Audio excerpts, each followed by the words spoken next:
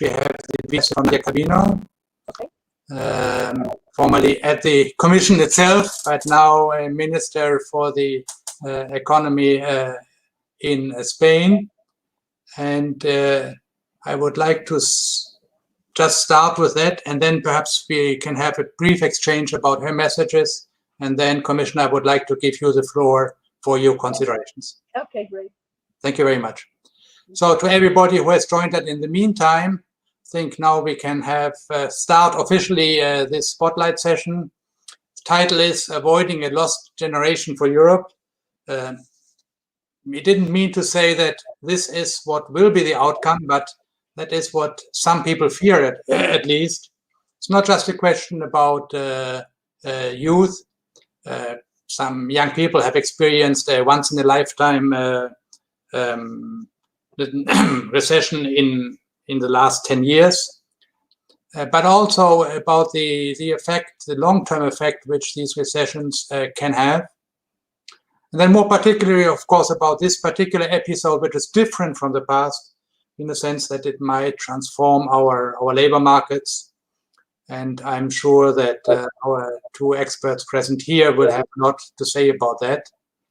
But let us start first with this short video message from Nadia Calviño, who unfortunately could not join us today, but she sends us the following message. Xavier, if you could have it run, please, now.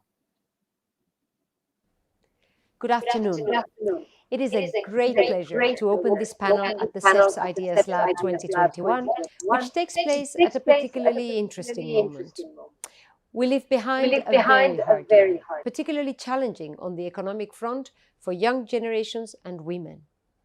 Those that were hit hardest by the previous financial crisis in terms of inequality and vulnerabilities have been unfortunately hit again by this pandemic due to the differentiated impact on some sectors and types of jobs. Moreover, the response to the virus has led to a massive increase of sovereign debt throughout the world, which can jeopardize the opportunities of future generations. We need to ensure that the recovery will provide them with increased opportunities on the personal and professional front. The European Recovery Plan is called Next Generation for a reason. We need to make the right decisions now and undertake an ambitious program of investments and reforms which is future-oriented and focused on our youth. The Recovery Plan provides a unique opportunity to deal with the imbalances which have dragged prosperity for decades and also to face the challenges derived from the twin green and digital transitions, modernizing our industry, boosting innovation, creating new opportunities in the green and blue economy as well as digital services, upgrading education and vocational training as well as access to housing, and the quality of life in our cities and villages. We need to make future generations a priority when designing our policies at national, European, and global level. And that is why the Spanish Recovery Plan includes an ambitious reform program encompassing labor market reforms to reduce structural unemployment, to increase stability and invest in human capital, as well as tax and pension reforms to reinforce the long-term sustainability of our public welfare state. In other words, to reinforce intergenerational fairness. The Spanish plan also foresees the mobilization of 140 billion euros in public investment, with a strong focus on green, with 40% of the total, digital, with 30%, education, vocational training, and innovation. Priorities are clearly future-oriented. Investing in education and vocational training is essential to improve our human capital, making sure that young people have the necessary skills to access the jobs of the future. And this is particularly relevant in the case of women, if we want to profit from the potential growth derived from closing the gender gap. The Spanish Recovery Plan will also invest in renovating our housing stock and improving access to public housing, which is essential to allow young persons to become independent and lead a full life. These are just some of the elements that can certainly enable the EU to continue to grow and bring prosperity to its citizens like it did for decades until the financial crisis opened a period of increased inequality and divergence. Let me close with this positive idea. We have successfully faced daunting challenges in the past and succeeded thanks to a combination of vision, resources, and determination. This time around, we do have a plan, we have the ability to fund it, and I see a strong determination to make it a success, to seize this opportunity to exit from this crisis in a very different manner to the previous one, and build together a better future for all of us, and especially for future generations. So let's just do it. Thank you very much.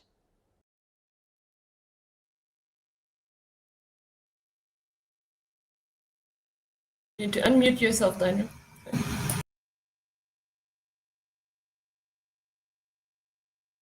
Okay, sorry, and my apologies. I think the message was actually in the end quite positive. While we were talking about the lost generation, she thinks that this time can be different. Maybe if I can start with this question to Erik Jones. He's still professor at Johns Hopkins University in Bologna. He is the future director of the Robert Schuman Center at the European University in Florence. And he has a past association with CEPS and also as a micro entrepreneur in the early internet age. Erik, you are a very long-time observer also of European economic policy and the politics behind it. Are there reasons to believe that this time will be different, that we can achieve more in terms of both intergenerational equity and inequality among the present generations? Well, Daniel, first, thank you so much for having me. I should say at the outset that everything I know about European politics and economics, I learned from you. So any mistakes I made are clearly your fault. The thing I would emphasize is that we have a huge advantage in this crisis compared to the last crisis, which is that we made a ton of mistakes in the last crisis and we learned from them. And you saw that, I think, in the early phase of this crisis when the European institutions, including the European Council, reacted with incredible speed in order to put a series of different packages together to blunt or mitigate the leading edge of the shock, to help governments to transition from that leading edge to a more lasting recovery situation, and now to introduce this recovery plan that we have. And along the way, I think the lessons were not only about economic policymaking, they're also about the huge conversation that we've had about populism in Europe over the last 5 to 8 years, and the extent to which a lot of the frustration with ruling elites has been led by this intergenerational gap in the opportunities that were lost. If you were to look at the Five-Star Movement in Italy, for example, you would find that many of its supporters are under or unemployed university graduates living in urban areas with very high levels of education. And dealing with that kind of issue is something I think that's going to be front and center this time around. So I think there is a real possibility that this recovery is going to be much stronger and much more equitable than the recovery that we had in the past. That's not to put too fine a gloss on it. There are many challenges that remain, but the possibility exists because I think in many respects the lessons have been learned, and those solutions, the new, better solutions, have been institutionalized more effectively by the institutions along the way. Thanks a lot. This is also a very optimistic view, and since you are talking about the institutions, I think it's a good lead in to have our contribution from Commissioner Ferreira. You have been both an academic, a politician in the European Parliament a long time, and also had an important, more technical job, if I may say, at the European level for the Single Resolution Fund. So I think you are very well placed to give us your view both on the politics and the economics of the present situation and what can and should be done. Thanks a lot. The floor is yours. You're not yet unmuted.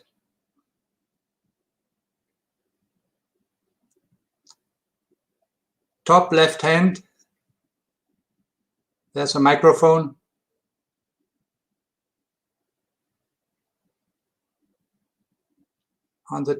there's a microphone which should have a green button. If it doesn't have a green button, that's good. You need to click on it.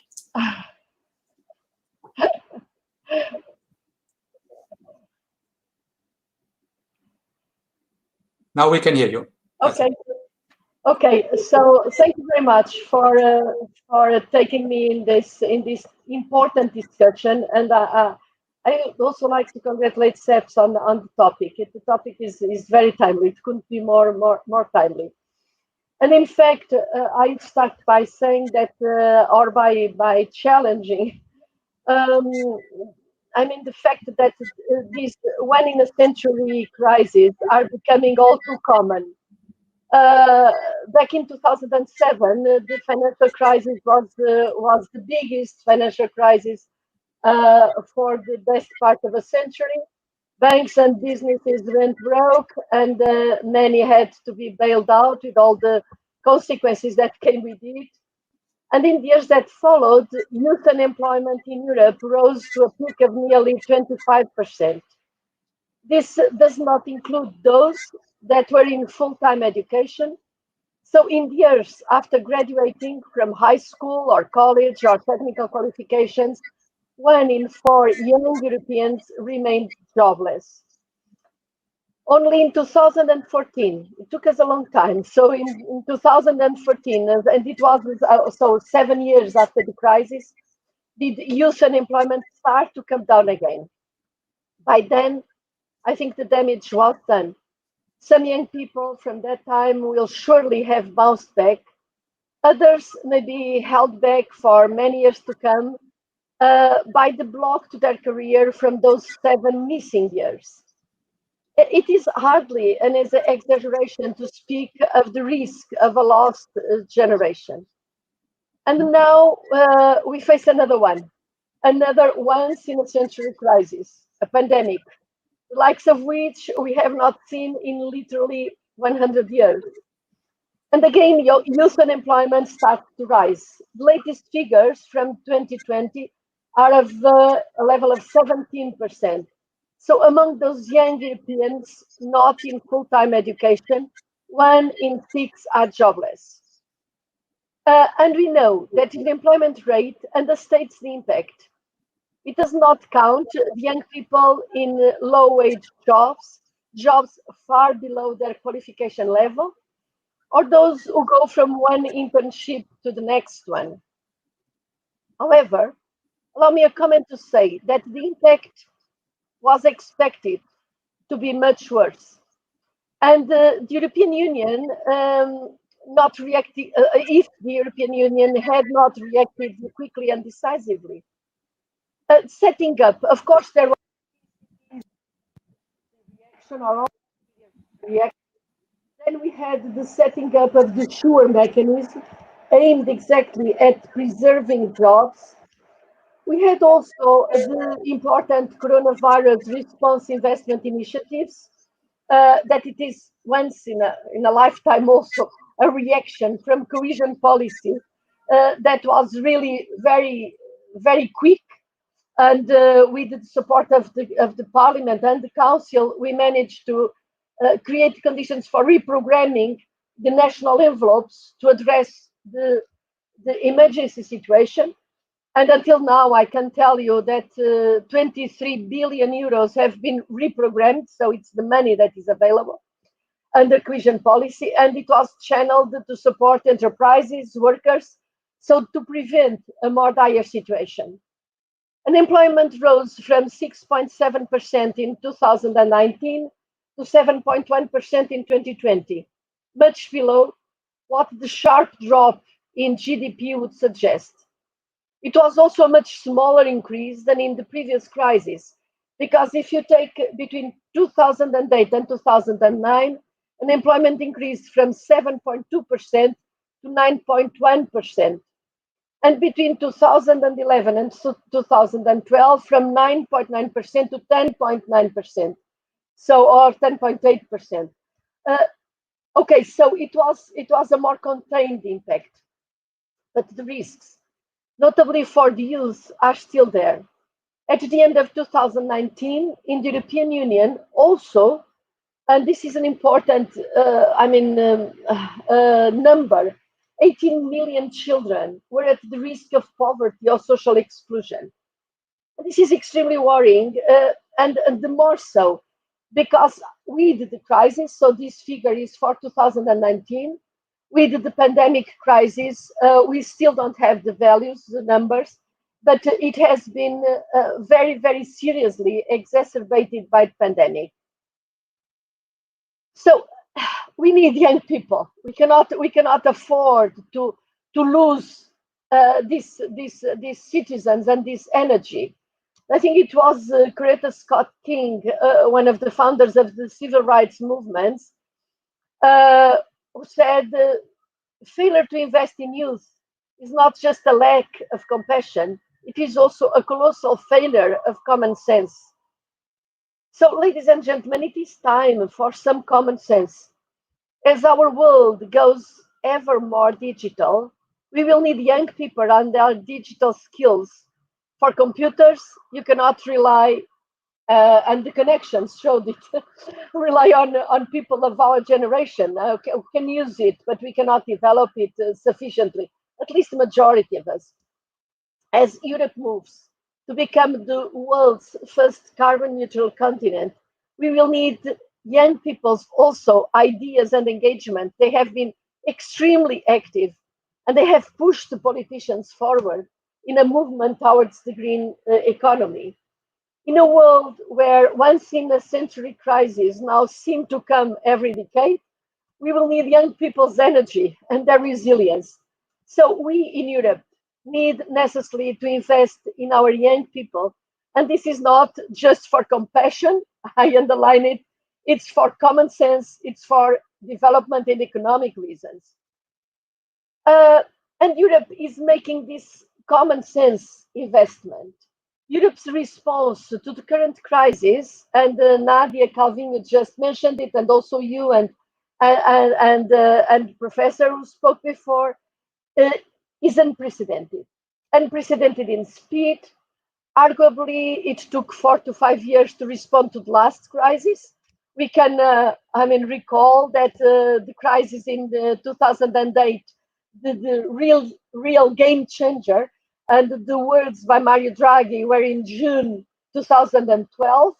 So it took arguably 4 to 5 years. Whatever it takes, that I think it's really a game changer. It took 4 to 5 years to start a thorough response to the last crisis. And this time we had a package ready in 4 to 5 months. And in my own field of responsibility, cohesion policy, we had support on the ground, this CRE initiative, in 4 to 5 weeks. But the response is also, I think, all of us that were working on European affairs before can recognize this. We have almost doubled Europe's financial firepower to 2 trillion euros of investment in the coming years.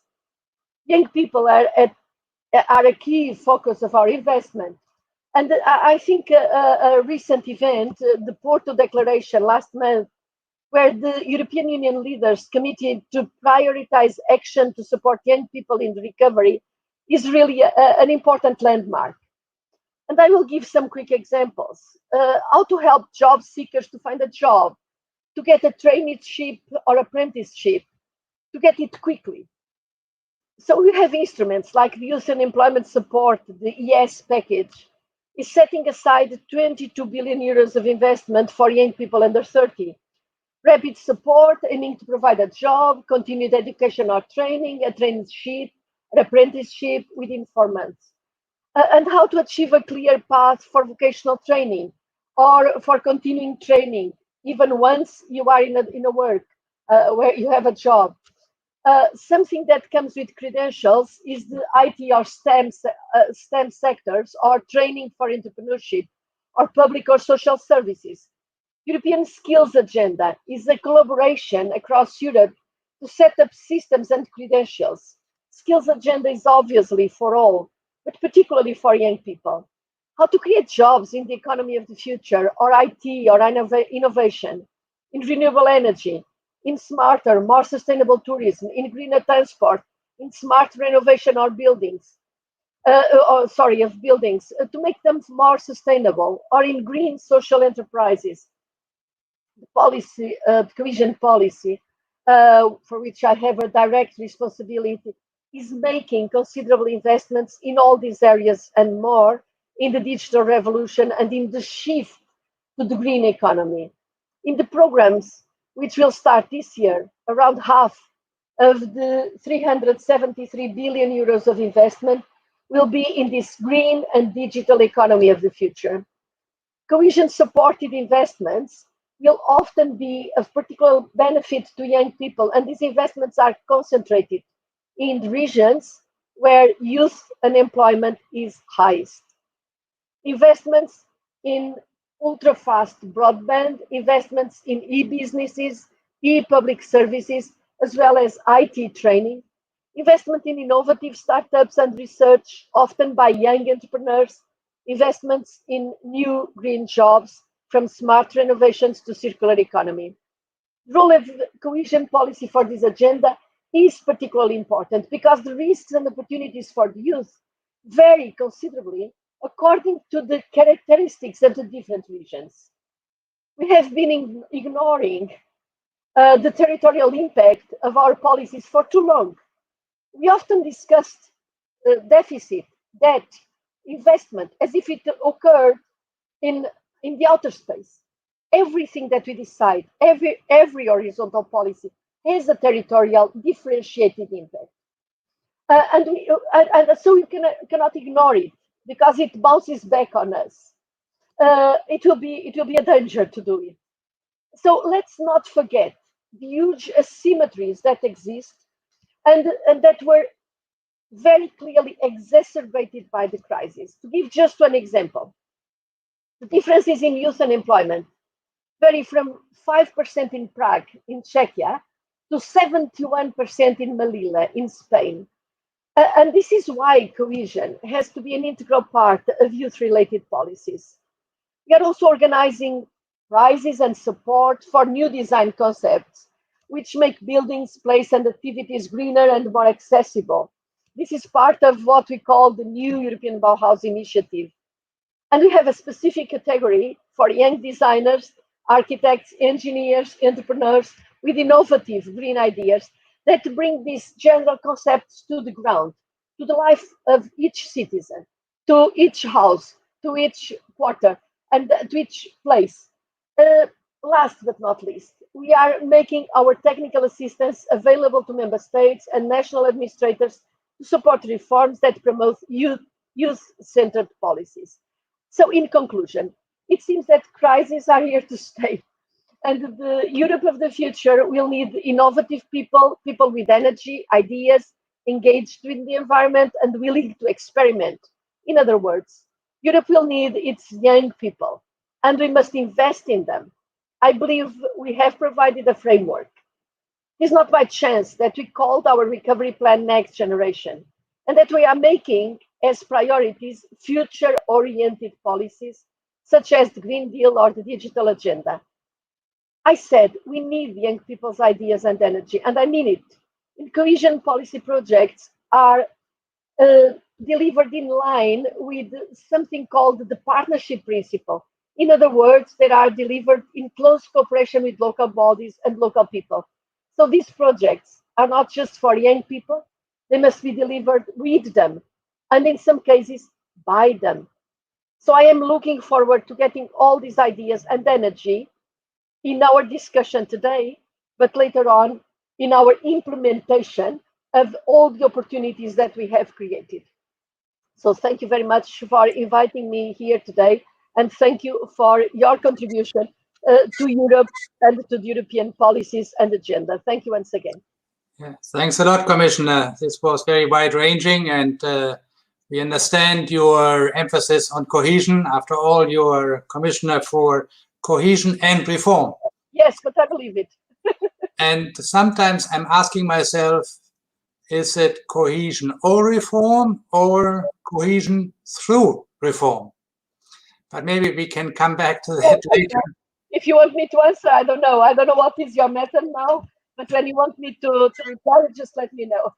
Yes, and I actually wanted to ask you about that because the impression you give, and not you, but many politicians give, when one asks them about what you're doing for the youth, they start talking about money. How much money has been spent here and there, and projects and subsidies. And the question I have, is that the right priority? Do we not need more the second part of your portfolio, reforms? Yeah, well, thank you very, very much for that question, because that goes to the core of the subject. For a long time, we concentrated all the pressure on money. This time, and we just finished the process of ratifying, of all the member states ratifying the own resources decision. So the money is there. So what we have to discuss now very seriously and to implement it in reality is the quality of what we do with these opportunities. And going to your first question, the reform. Reform is essential. It has got to go with it. And I give you a very practical and down-to-earth example. To manage this, this massive amount of financing, certain countries, certain regions, they will receive twice or three times the envelopes that they used to receive. And at the same time, we have got to make sure that this money is well spent. This puts a huge, huge responsibility on, for instance, the public administration of the different regions and different member states. This is one of the areas in which we are supporting member states through reforms, because this doesn't mean hiring more people. This means refitting all the machinery of the public administration so that they are able to address the real challenges, that they have young people capable, that they are not, because there was a trend in certain member states, because member states after the 2008 crisis had to squeeze down their expenditure. So certain schemes of public administration have become very outdated, very old-fashioned, unable to use the digital the capacities. This is one of the possible reforms, and this is essential, even if you want to use, to subcontract to the private entities. You need to know what you subcontract, how you monitor, how you decide. But if you think about universities, when we talk about adding value to the economy, what are our universities, our polytechnics capable of doing when we talk about reaching out to the economy? And what companies are we talking about when we have so many small and medium companies? What is the capacity of the companies to go and to find in the academic world the value added that is a hanging fruit sometimes there, and bring it to the market and use it? So when we talk about a reform, for instance, of the public administration, or when we are talking about a reform of the technological system and educational system, we are talking exactly about the conditions for the good and quality use of this opportunity. But for this, again, we cannot forget half of the territory or more than half of the territory, because this will cause a very risky divide of the economy. And if you have 70% of the population lagging behind, and you have only one center where really you concentrate all the value added, you may have 150% of the average of Europe in that center, that the whole economy of that country will be breaking apart socially and often politically as well. Thank you. I agree that there are some certain what we call center periphery tendencies, which maybe we come back later. And I wanted to bring in Erik also on the question of reforms. But before that, can I perhaps go furthermore into the issue of reforms? You spoke about the reforms of the public administration so that it can spend the money better, and of universities so that also they can use the resources which they get better. But I was thinking also about other reforms, like labor market reforms, making it easier for firms to hire and maybe also to fire. Isn't that part of the package? Well, of course, it is part of the package, as well as tax collection and the reform of the tax administration. Because, as you know, the member states' budgets now rely basically on contributions by households and small and medium companies. Big companies, they don't almost pay very little for the budget. So what you have to do is to shape the reforms to the concrete situation that the economy is going through in the different member states, and be aware also of the timing of these reforms. This means, going to the center of your question, yes, sustainability of the public finances is in itself a very important objective. How to achieve it has got to take into account the situation and the cycle of the economy where you are. And because this creates the better or worse conditions for this transformation being anti-cyclical and structural positive reform for the future, or it can trigger very, very negative pro-cyclical policies that really, put the whole economy and sustainability of public finances in danger. And I think there are some lessons from the past crisis that really we can recall when addressing some of these questions. So I would say yes, nothing is excluded, but we have got to adapt the kind of policies that we are doing now to the situation that we are living through. You may also question if it makes sense to support companies in an emergency situation without analyzing exactly what is the long-term sustainability of these companies. In fact, a lot of support, oxygen was given. Now the point is that we have to move from emergency support into structural relaunching of the economy, with a new paradigm based on energy, on climate, on new technologies, and the labor market has got to be capable of moving away. So jobs and workers moving away from bankrupt companies into new opportunities. For this, you need to create the conditions of mutual trust and of transition that certain economies manage to do it very smoothly. But if you try to do it in a spirit of a crisis and conflict, probably you will not manage to get these people from what they were doing before into what they have got to do for the future. And the young generation, the youth, has got to be at the center of our agenda, because a lot of them, without being guilty of it, they were just caught by one big crisis, and some of them by two big crises, and we cannot leave them behind, because they are the future of Europe and our own future. So this is the reason why we have got, it's more complex than just black and white kind of recipes. There's certainly no black and white recipe, but the issue of reforms, not just of the public administration, but also of labor market and other structures, I think remains on the table. That's where I wanted to ask Erik, you have said earlier that this time we avoided the mistake of the last crisis in the sense that spending is being ramped up immediately. And you heard the commissioner saying that she will push for reforms and actually provide technical assistance so that countries can spend wisely.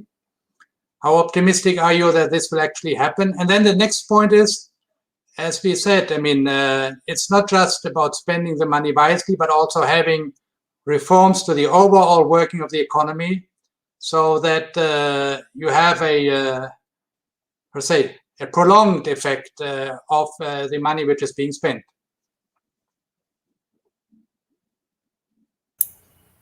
So thanks, Daniel. I think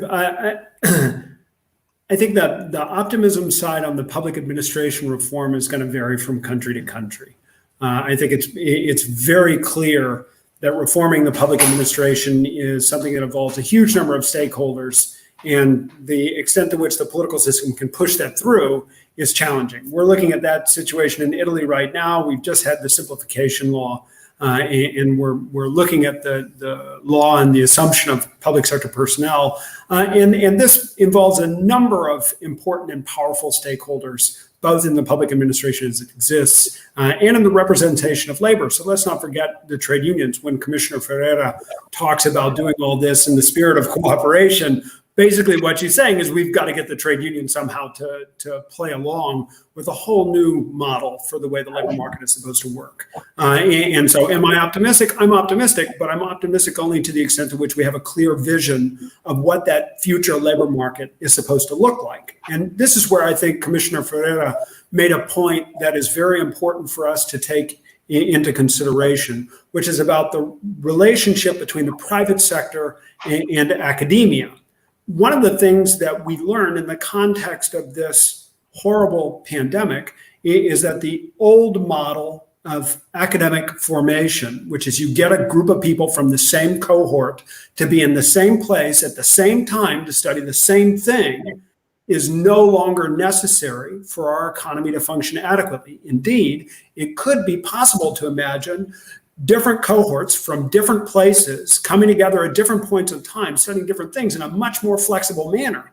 Now, if we do that, we don't have to have the same transition from school to work that we used to have. The traditional transition is you're perfectly formed at school and then you get your first job and then your employer takes the formation on from there. But what if we imagined a relationship where after or even during secondary education, people began to engage in the private sector, began to work for firms? We would need new labor contracts to accommodate these individuals. We'd also need new educational processes, not just to engage these individuals on an ongoing basis, but to recognize their achievement. Because what is a high school degree? Right now, we know a high school degree because of how many years you've been in a classroom. But what if we stretch that time out alongside a practical work experience? When would we draw the line and say, you've made this level of achievement and you're ready to progress to the next? And along the way, what we can do is begin to sew universities back into daily life. That's what we need to do, because let's face it, as much as I agree with Commissioner Ferreira that we need to invest in our youth, that is not the only age cohort that needs investment. We must bring women back into the workforce after career breaks. We must prolong the working life of our elder citizens. And if we don't do that, we're going to lose out on a huge amount of human capital. But in order to do that, we have to provide constant retraining. And suddenly, in the wake of this pandemic, we have learned a whole set of skills for that retraining to take place. So the kinds of reforms you're talking about, I think we can push forward, but we have to be imaginative if we're going to be successful. So the emphasis on youth alone is not really the correct way to look at it. I'm sorry to cut you off, Commissioner Ferreira, but you said something so important, which was that the inequalities that we had beforehand were exacerbated by this pandemic. That's all inequalities. We have to integrate women. We have to integrate ethnic minorities. We have to integrate the undereducated. There are huge pockets of our population that we are not using effectively in terms of our social development, and that we can now reach much more easily if these investments in digital technology, and particularly the horizontal expansion of digital access, take place. No, you are absolutely right. And I think, we focused on youth because that was the topic. But of course, you are absolutely right that skilling, upskilling, reskilling, but we can do all that. And if the economy is not able to move into value-added sectors or segments of production in which they can really hire all these people and give them adequate jobs, I mean, this is a machinery that we have got to use, in a positive way. And we are just at the Commission level, with support of Council and Parliament, we are trying to create the instruments, but then everything depends on the quality of what you do and how you do it.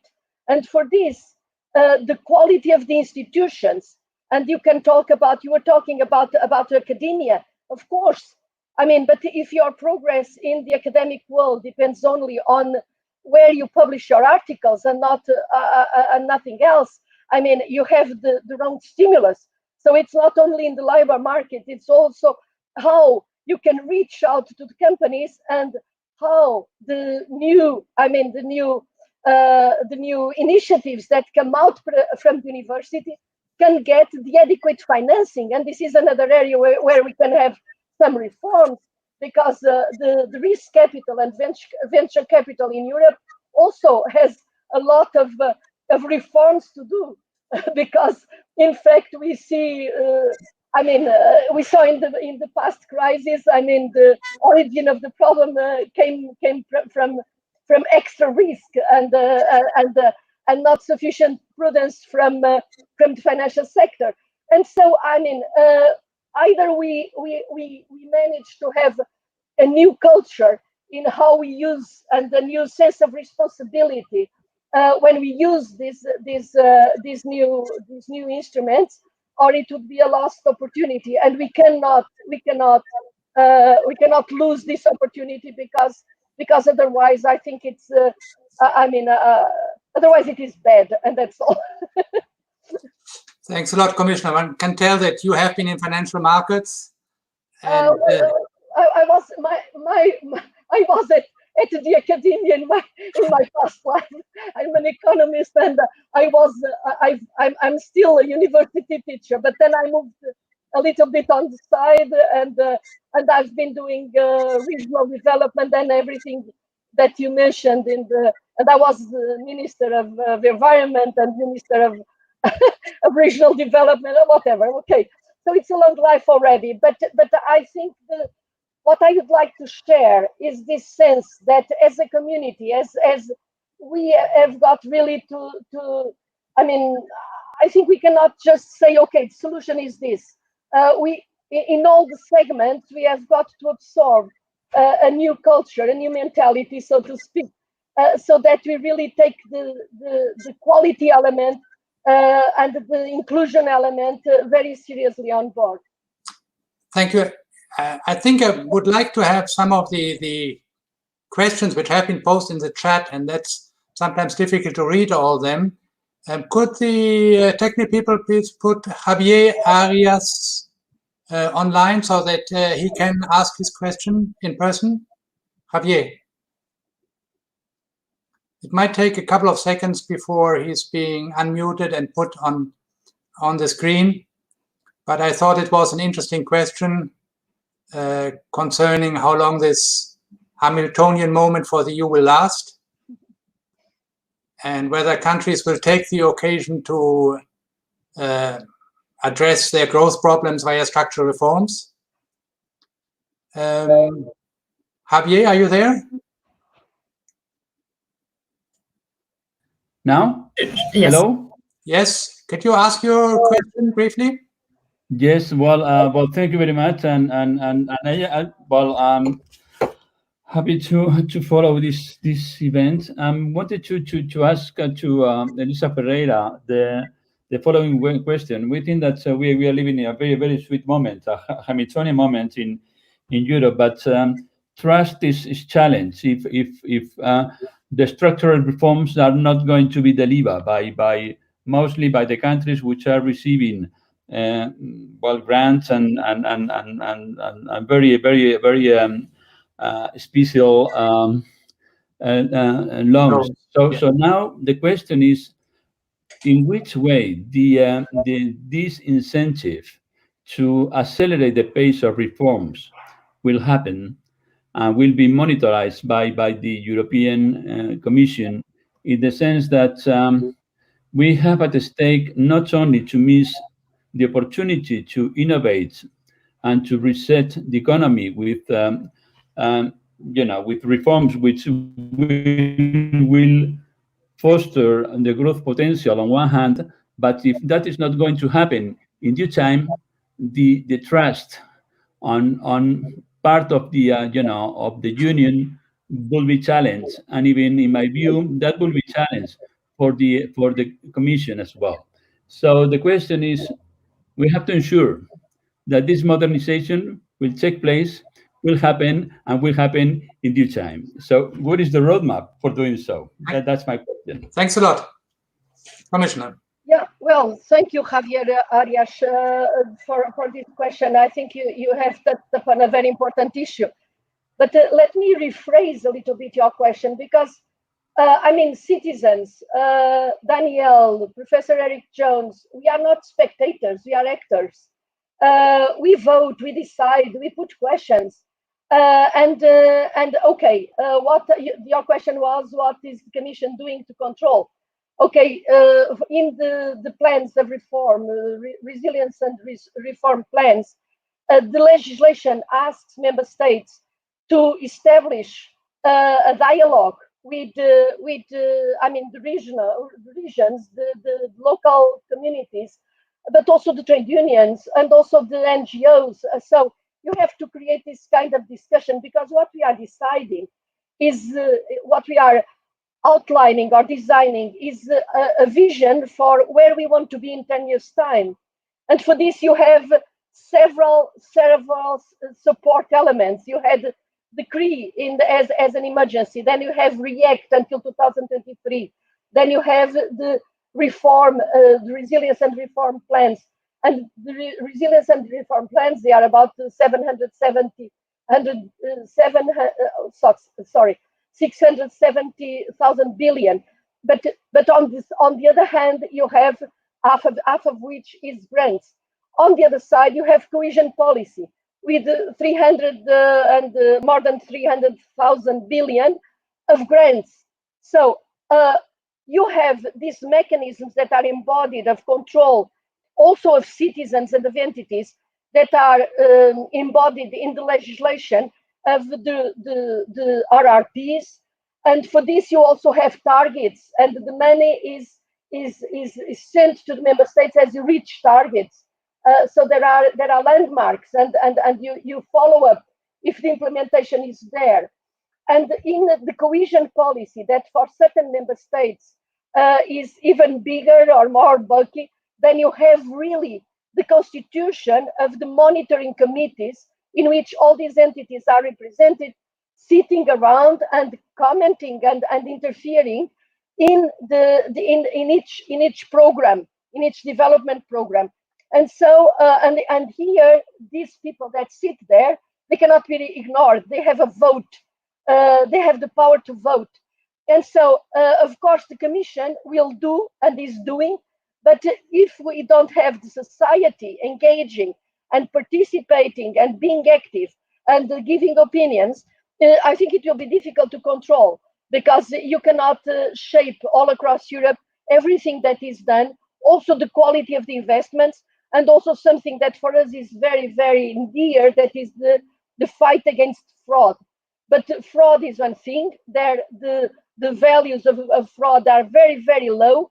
What we have to be concerned about is misuse of funds, doing things that were not needed, that are not useful. And but just to finish, when we are talking about reforms, I think we have got to specify what we are talking about, because reform can be almost everything. And in the past crisis, everything that I mean, people wanted to do was called the reform. So let's go very narrowly, country by country, system by system. And of course, I convey with Professor Erik Jones when you say, okay, a reform of the public administration is too hard. Yes, it is, of course. But you can have a reform, for instance, of the access of to venture capital. It's an area where you can have a reform. You can have a reform of the way in which the courts function. And this, for certain member states, is really a very serious issue that blocks the whole economy, and not only the economy, also the civil rights. So you can have reforms on very specific topics, or the tax collection system. Yes, you can address it. So yes, it's I'm a positive person, but I'm very realistic. So if the community, if society is not sufficiently active and attentive and willing to participate, honestly, I mean, it is difficult that only the Commission is in charge of policing everything. It can't work realistically. We'll do our part, but countries have got to do their part, and the society has got to do their part too.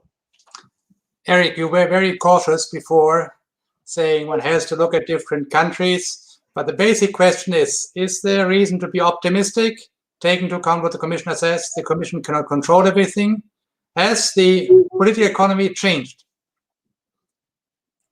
So, Daniel, I'm so glad you gave me this opportunity. The question that Javier Arias asked in written form was about how long this Hamiltonian moment can last. And the reason that that's important is because I think the better metaphor is not a comparison with the United States. The better metaphor is a comparison with the massive reform effort that was underway in Central and Eastern Europe in the early 1990s, what Leszek Balcerowicz called extraordinary politics, which is where people get rid of their short-term interests and focus on the long-term goals. And what we have to do is prolong that period of extraordinary politics absolutely as far as we can.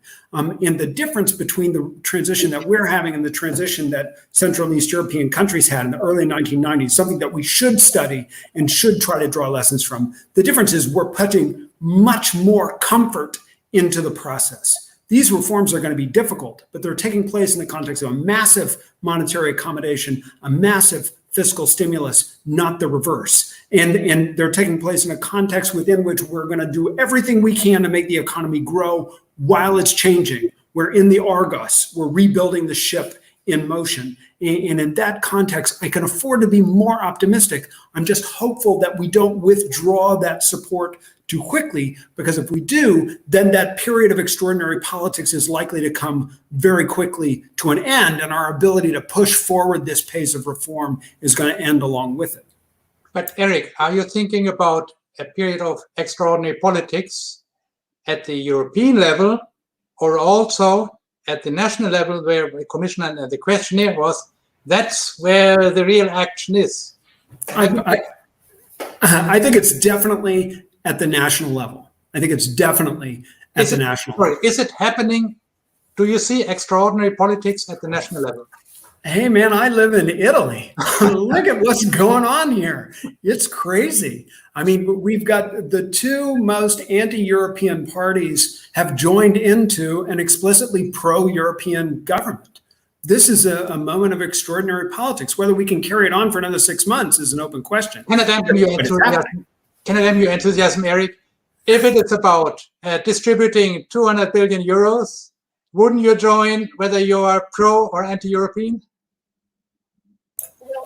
But may I come in as well, just with a detail? One thing that is new, I think, in this phase, apart from everything that we have been discussed, is to avoid the contradiction between what we say at the European level and the conditions you have to implement what is recommended. And in the past, very often, it was recommended that, for instance, you'd invest massively in education system, but at the same time, you had to cut the salaries of the teachers, and you could not hire new teachers.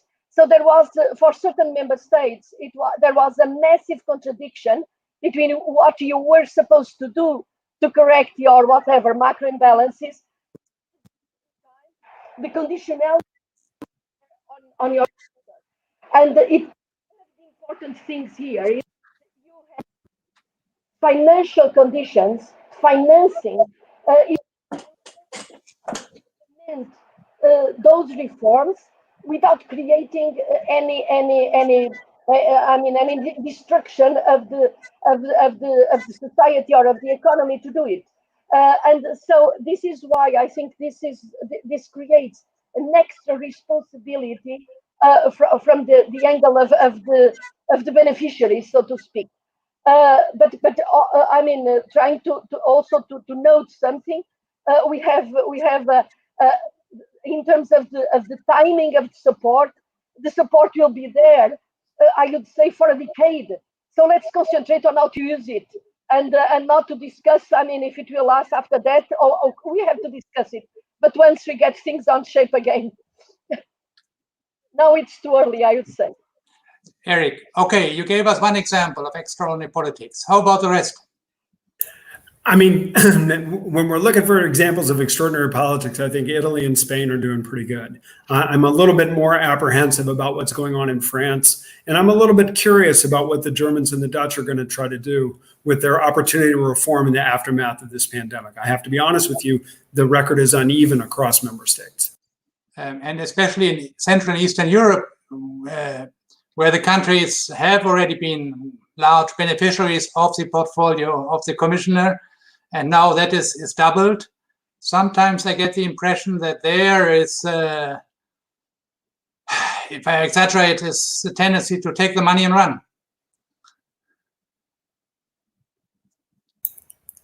I'm going to let the commissioner handle that one. Well, I tend to see things as, I mean, in the long run.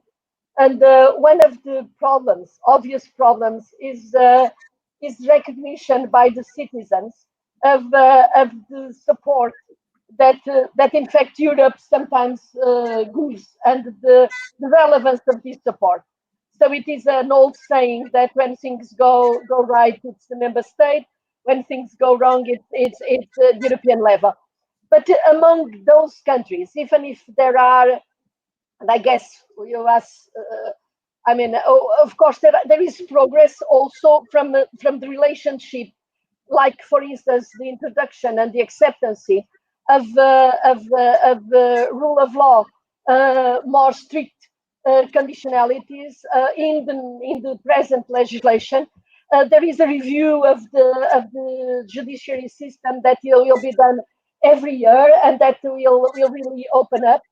There is, for instance, in the registration of the beneficiary of funds, we will have, according to this legislation that is being published, we have to have a register also, an identification of the ultimate beneficiary of the funds. So there is a lot of progress, and some of these countries, the population itself is very pro-European, although they have this kind of mixed feelings that okay, and there is a transition coming from a period and a memory and a history. And I come from a country that really saw Europe as the guarantor of democracy. So joining Europe was a relief, because you were safe as a democratic community, whereas some new member states, they were part of a community, and they wanted probably to have a higher margin of maneuver for their own autonomy. And this creates different concepts, and it takes time to get used to this way of living together. But I think the progress is there. But I respect a lot what people are saying, and I try to understand what is in their minds when they fear some things and when they really want to move forward in another. Erik. Yeah, I just wanted, there's an excellent question by Joost van Eersel in the chat about why we don't extend the same conditionality to structural funds that we're using for Next Generation EU. And I wanted to pivot off of that question to add to what Commissioner Ferreira is saying. On the one hand, there is this huge gift of money that's being pushed out, and I think that's going to make the extension of extraordinary politics easier.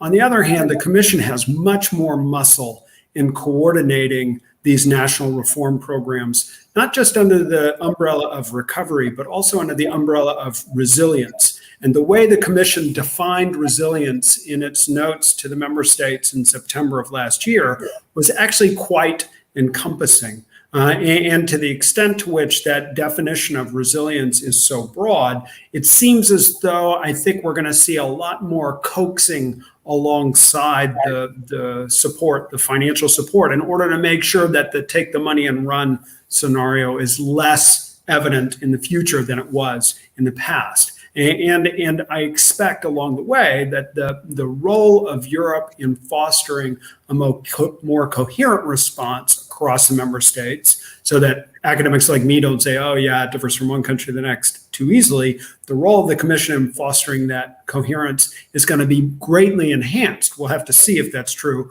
The first test is going to be next December, when they have to start doing the review of how the money is being spent. So I would watch that space. When I said take the money and run, I didn't mean misappropriation, but just we take the money and for reforms later. Oh, well, it will be difficult. I mean, of course, I'm not responsible for the monitoring of the RRF, directly responsible. Of course, I'm part of this team. As you know, there is a new unit that is under the presidency that really, controls the RRPs, the plans for recovery and resilience. But what I can tell you is that this system of delivering as you reach certain targets and certain benchmarks we'll see how it works. Of course, it's more difficult to control and to monitor. And on the other hand, the cohesion funds that will last until from this year to 2027, but can be paid until 2029. This has a very, very strong system of controlling and monitoring. What I wanted to underline in my previous intervention is the need for quality, for control, for discussion, because we do more quantitative control than qualitative controls that only a thorough debate at the local and regional level and national level can really identify and control. I mean, there's always a tension between two themes, if I may say so. I got, when I did my high school leaving certificate, I had to write an essay on a quote from Lenin. Trust is good, but control is better. And from a famous, or for Germans, famous reformer in Germany, Ferreira von Stein, who said that trust ennobles people and fosters their responsibility or taking responsibility for themselves. And by the way, he introduced reforms in the very early 19th century after the utter defeat of Prussia at the hands of a more modern France. And so sometimes very deep reforms can come about not in very, let's say, propitious circumstances, but when you really learned that you did something wrong and you have to change their way. But so this is always a tension between controlling and, as you both of you said, hoping that we have extraordinary politics and that citizens help you implement reforms. But let me come perhaps back to one issue which your commissioner raised and which was a bit implicit in what Erik said. And that has both a political and economic aspect. And that's the core periphery issue in Europe.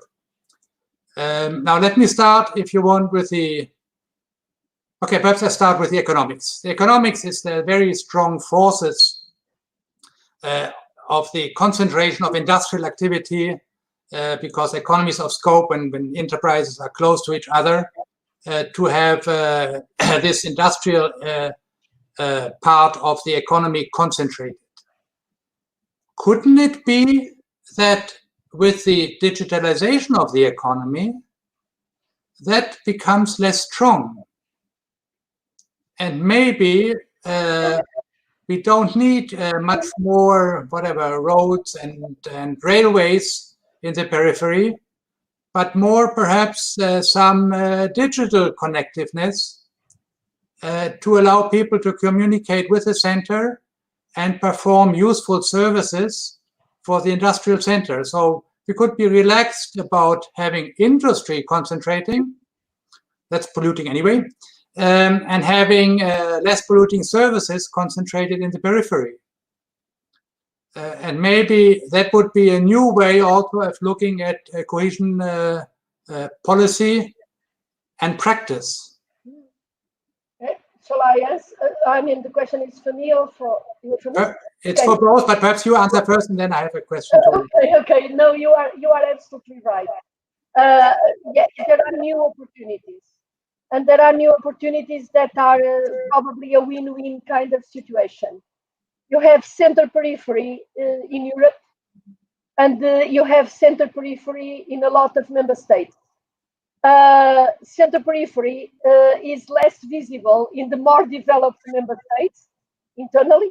If you look even to rather small countries, but developed countries, they have a multipolar structure. If you look at the very, very backward countries or less developed countries inside Europe and across the world, you have a massive divide in which the investment concentrates in one pole or two poles, and the rest is just brain drain and a reserve of unskilled worker often. And then you have the middle of the road regions and countries, and that is which is a very critical kind of segment, because for those they grew on the basis of solving very dramatic limitations to their growth, and the initial phase of accession to the European Union is a very promising decade or so, because you start being able to remove blocking elements in your development. So you do sewage, you do water supply, you do railways, you do, you make roads, and all of a sudden, and you offer yourself, usually with the lower salaries, as a good location for FDI, for foreign direct investment. And so it's really a kind of a boom. Then when you reach the middle income, like in the middle income in society, then things start being a bit more critical, because then you have to make sure that you move from pure basic infrastructures into a more sophisticated source of value added, in which you have really to find out what are the new infrastructures. So yes, having this move toward a multipolar geographical distribution of dynamic is in itself a very positive thing. Also because these big centers in the less developed countries and areas, they very early accumulate as many economies as diseconomies of scale, because then you have pockets of poverty, people that come from the rural or backward areas and can't find a job because they don't have the right qualifications, so they create instability.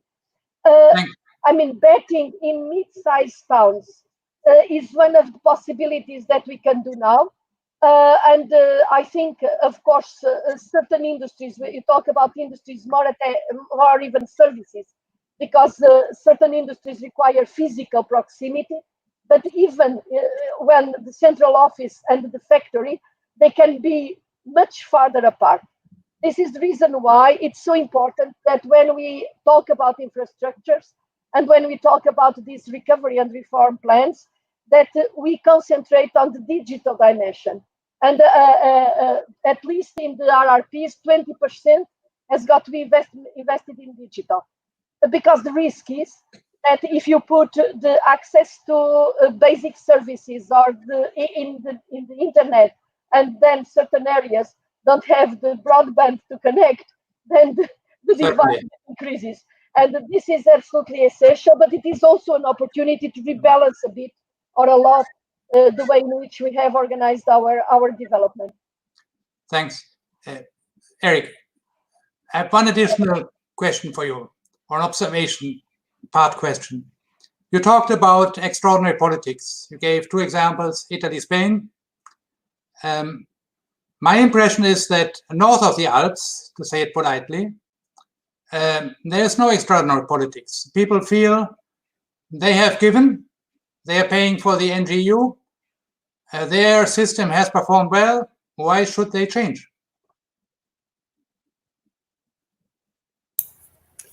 I think that's a really important question, particularly if you look at macro data. But if you look at macro political data, you can see that these are not happy societies. If they were happy societies, they wouldn't be distributing their vote across such a wide range of anti-system groups. So I think there's something going on there. And just one last thought to add to that very sophisticated argument that Commissioner Ferreira made. One of the difficulties that we're going to face in the future is that if we believe in your scenario, Daniel, where people are able to use digital technology to connect remotely, we're going to have to re-engineer our tax systems. Because if all the profit centers are located in an urban area and that's where the tax is harvested, but lots of people are out in these rural areas living on the services that are being provided locally, but not paying the tax that needs to be paid, we're going to have to figure out a whole new model for solidarity. And that model for solidarity is going to have to be re-engineered within countries and across countries. And the politics of that cross-country solidarity model is exactly what you highlighted in your question. Thanks a lot. Yeah, that could I think cost us another occupy us for another hour. The tax question within and across the EU. I think the commissioner has, I was going to say daily or weekly experience of the difference of opinions even within the college about tax issues. Yeah. But we are now spot on time where we have to finish.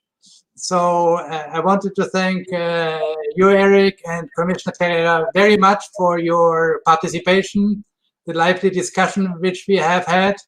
And we both hope that, all of us hope that this extraordinary politics will continue so that Europe can really use this crisis as an occasion. Thanks a lot, Commissioner. Thanks a lot, Erik. Thank you very much. Bye-bye. Thank you, Daniel. Bye-bye.